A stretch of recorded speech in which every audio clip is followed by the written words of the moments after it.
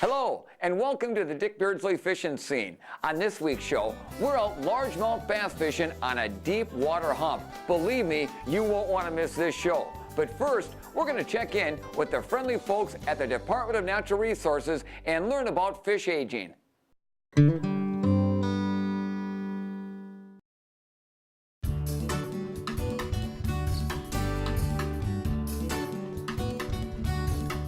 As a fish grows, they grow differently in the summertime than they do in the wintertime. And in the winter, they lay down and they grow. And so that denser layer shows up on the scales or the spines as a layer from the summer growth. And we're able to tell, just like you would from looking at a tree rings, how old that fish is. We're able to get a lot of information, and we use that a lot in our management planning. For example, if we're stocking a lake, we may leave stocking gaps. We may stock every other year, and we'll look back on the ages of fish that we caught during a survey and determine how many fish originated during a stocking versus an unstocking year to determine whether or not our stocking is doing any good or not. In the summer, DNR fish crews are out collecting information on lakes all around the area. We do lake surveys and population assessments, and during those surveys and assessments we take scales from game fish as well as the clythra and the dorsal spines from walleyes. We collect that information and put it in envelopes like this, and then put it away until the winter when we have time to go back and work with the data. So in the winter, which is what we've gotten into now, going into these envelopes, taking out spines and scales, and aging the fish. So this is one of the scales that we pulled out of the envelope that was sampled in July. So what we do is we mark the scales. Here's the center. Here is first year of growth, second year, third year, fourth year, and the edge of the scale. This is a 4-year-old northern. And then from that information, we put it on a sheet of paper, mark the distance of the growth rings.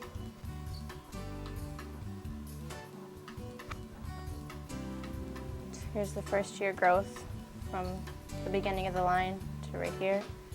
Second year growth, third year, fourth year, and this is how much the fish had grown during the year it was sampled so far, but it wasn't done growing yet for the year. And our fish crews are out collecting information on lakes all around the area. We do lake surveys and population assessments. If you have too many fish in a population, sometimes growth suffers and can really decline. And one of the indicators of how a population is doing is how fast they're growing. I'll give you an example.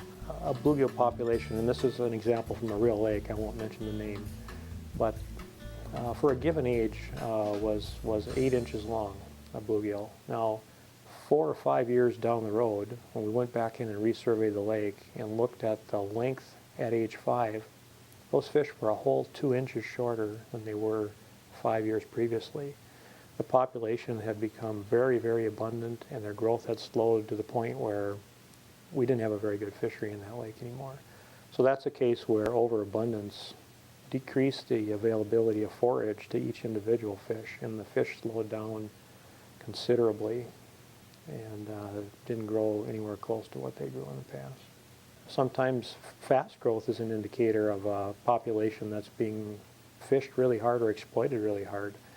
As individuals leave the population, that leaves more forage available for the remaining fish that are in the population, and they grow faster. So we look at things like maturity at age. That's another thing we use age for. How fast a fish reaches sexual maturity. That's an indicator of how healthy population that we use to sort of map out a plan for that particular lake. To determine the ages of fish, we use various structures, the most common being scales. We'll just scrape a few scales off the side of the fish, and we can either view them directly on a microfiche reader, or we can press them in plastic and then display them through the microfiche. Don't go away. There's more with the DNR next. The Fishing Scene is sponsored by Rainbow Resort, Muscatel Dodge and Jeep Center, and DL RV and Marine.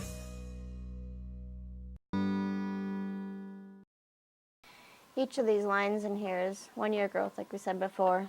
But the way you tell that is with the heavy lines, that's where the growth of the fish is really slowed down in the winter. In the spring, the fish will grow real well. You can see the distance between the lines, and then when the weather cools off, fish aren't feeding as much. Their growth will slow down, and the lines that they lay down will start to cross and start to link.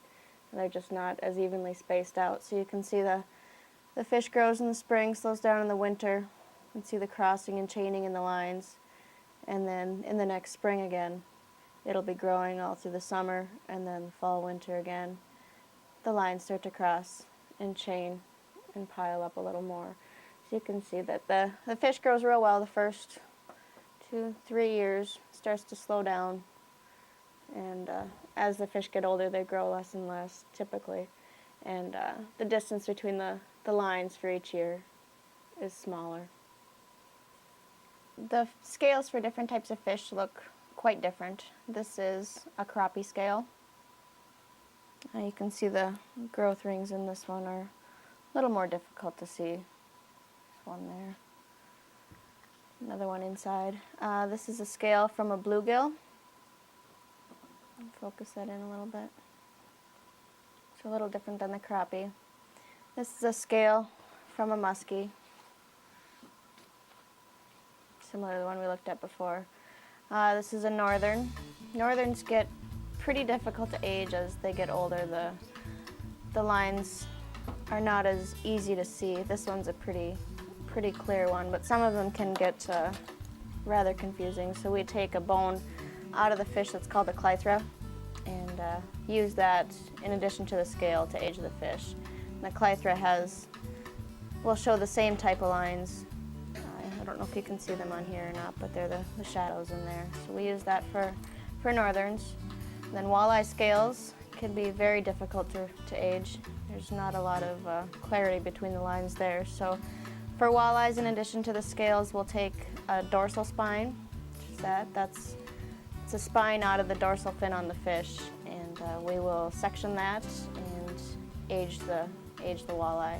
The dorsal is the back fin on a fish. So on a walleye, we'll clip that second longest, not the first spine, but the second spine, the first long one. And we can just take a fingernail clippers and snip that off. So we can even sample those without killing the fish in those cases, with scale samples and with dorsal spines. Some other structures we use, the fish are dead already in our sampling gear, and so we might take clythra from a northern pike. It's the bone directly behind the gill opening.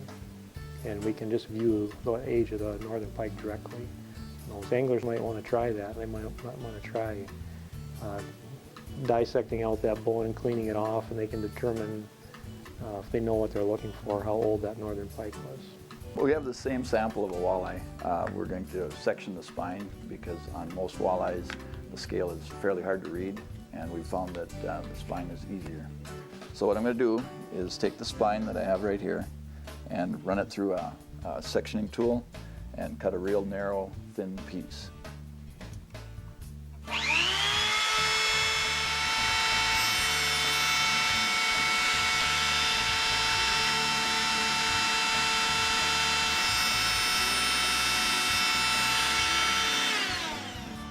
And what we'll do is take this and mount it onto a slide. And what we need is a little fingernail polish to mount it. And then we'll age it off this section. And what it has is real nice little rings that come off the center of the spine. The spine here, once you've looked at it and aged it, what we'll do is move it to our overhead projector. And now we're looking at a section of a walleye spine. These are the growth rings here that show up just like on the scale. And they're a lot easier to look at, especially on older walleyes, to look at it this way than to try to determine them on a scale. with this, we can look at it and make the marks on the paper like we did with the scales, and then run that into that same digitizing program to get the age and growth of that fish. It's kind of a simple thing, but it's really pretty important because it's kind of, well, it really tells us what's going on with a lake. It really allows us to know what's in a lake, what their ages are, how fast they're growing, and those are key bits of information for us to be able to write a management plan for that lake. So it's really critical information.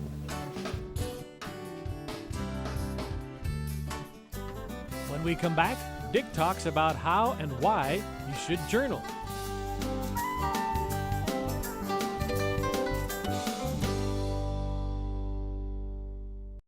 Time now for the fishing scene tip of the week. When fishing deep water humps, most people think, oh, we're going to be catching walleyes. But folks, deep water humps hold big northerns, big crappies, and as you're about to see, big largemouth bass.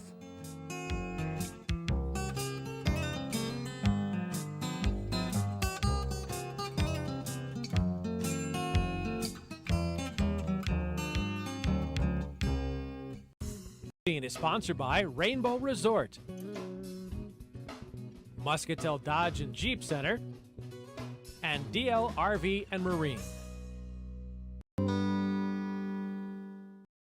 On a side note, folks, I'd like to talk about something that is very important when it comes to being successful out on the water fishing, and that is journaling.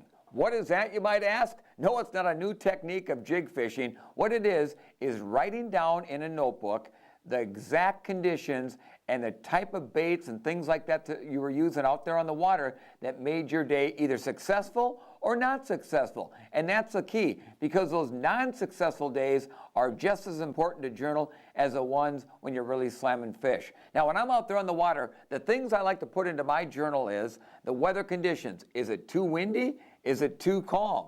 What direction is that wind coming from? Is it cloudy? Is it sunny? What is the water temperature? How about the clarity of the water? Also very important. What also you might want to put in there is the type of baits that you're using. Where today you were fishing Lindy rigs with chubs, or Lindy rigs with night crawlers, or perhaps jigging a minnow, or perhaps artificial bait versus live bait. Whatever it was, make sure you journal that in that notebook. Also, the depth of the water, very important. Are you fishing the steep breaks? Are you fishing the edge of a weed line? Perhaps a sunken island somewhere out there on the water. Whatever it is, journal it at the end of the day. Then, once you get that journal organized, you can go back year after year and really get a pattern put together on that particular lake or any other lake in the area that you're fishing.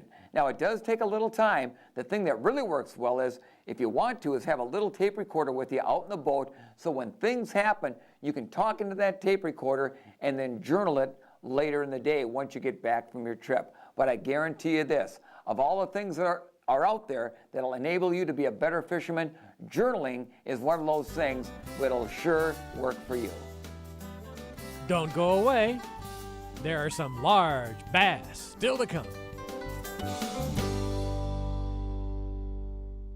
Our photo of the week this week is from Jesse Road of Battle Lake, Minnesota, with 2 nice walleyes. If you'd like to see your photo on the fishing scene, send your photo along with a self-addressed stamped envelope to TV3, Attention Fishing Scene, 808 Washington Avenue, Suite 11, Detroit Lakes, Minnesota, 56501, or email it to tv3@arvig.net, subject Photo of the Week. The fishing scene is sponsored by Rainbow Resort, Muscatel Dodge and Jeep Center, and DL RV and Marine.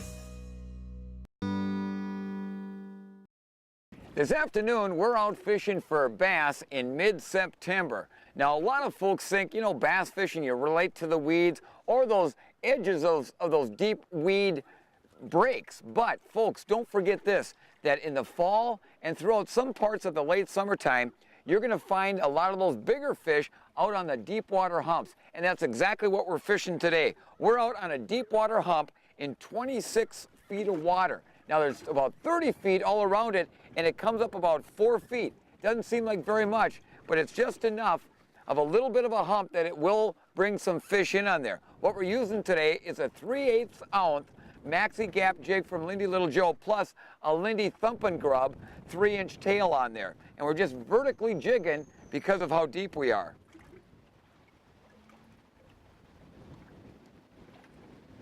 We're just almost snap jigging, kind of snapping it up, letting it fall back. Snapping it up and letting it fall back. Ooh, there's a fish right there. Ooh. Yeah, that feels like a good one too. Oh, folks, this is a good fish. This is a good fish. She is hunkering down, I'm telling you. I'm telling you, this is a good fish. Holy cow. Come on, baby.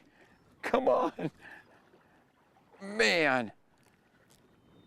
And I've got a 6.5 foot medium heavy rod, and she's bending that rod good. Whoa. Whoa, that's a big fish. I just seen her flash. Come here, baby. Whoa. Whoa, baby, I'm telling you. Oh, folks. Whoa, man.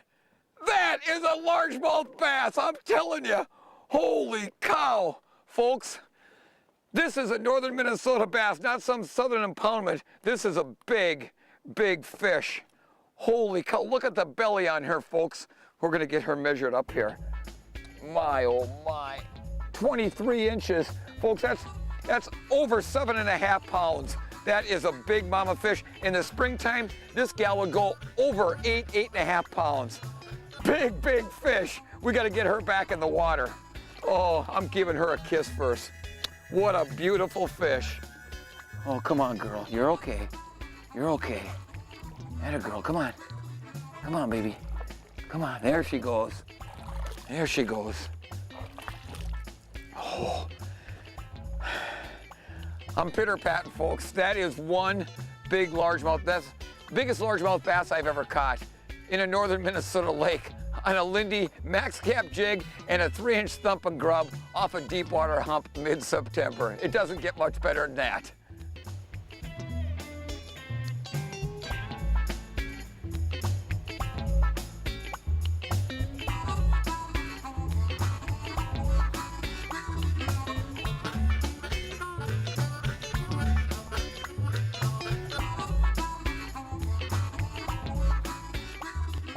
Yes, folks, I'm telling you, these deep water humps at certain times of the year, late summer and early fall into late fall, can be just awesome for big bass.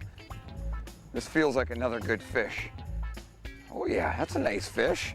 That's a nice fish. You're right. Maybe not as nice as that last one, but a nice fish. Oh yeah.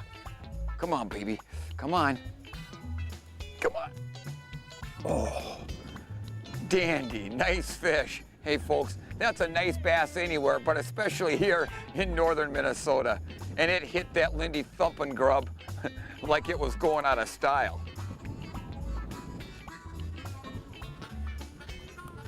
Come on, girl, there we go. Nice fish, huh? There she goes. Folks, our conditions today are a little bit tough. We got a south-southeast wind blowing about 20 gusts up to 30 miles an hour. Our water temperature is 67 degrees, air temperature about 70, and water clarity medium clear on this particular day.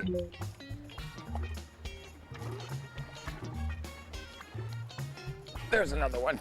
Folks, and all we're doing is vertical jigging, vertical jigging that is, off of a hump.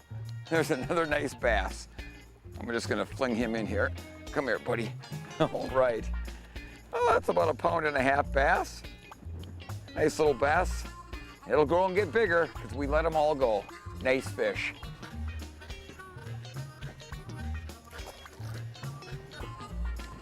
You know, folks, when you're fishing these deep water humps, it's really important to use a big enough jig that gets you down there so you can vertically jig. This particular hump that we're on, it's not very big. It's about as wide as my boat, and that's about it. And it kind of encompasses a small circle. and there's some irregularities on that particular hump down there, but you want to be right on top of it or be able to vertical jig right along the edge of it. Now, if we're fishing in shallower water, you know, I like to long line jigs, but this spot is so small, and because it's deep, you know, we're looking at 26 feet or so, you've got to, vertical jig is the best way to do it.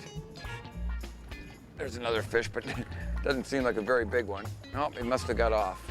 Yep, pulled my tail down, but and that'll happen. Now, this is a good thing to show you here. You get those tails pulled down like that from some of the fish, and what you want to do is make sure you take the time to just push that tail back up, snug it back up to that jig head. Make sure your knot is not pulled down, otherwise that jig will come through the water different. You want to have that knot right up on top of the eye of the hook.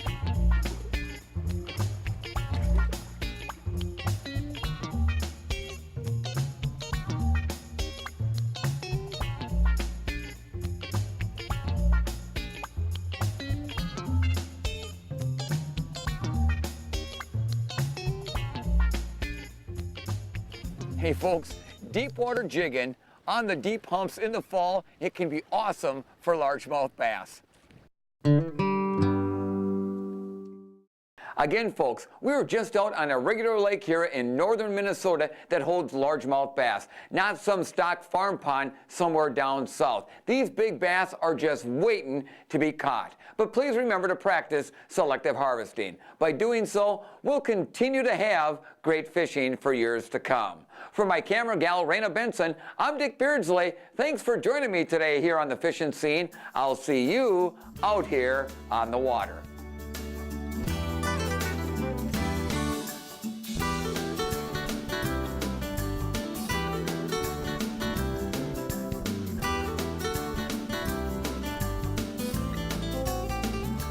We'd like to thank the sponsors that make this show possible.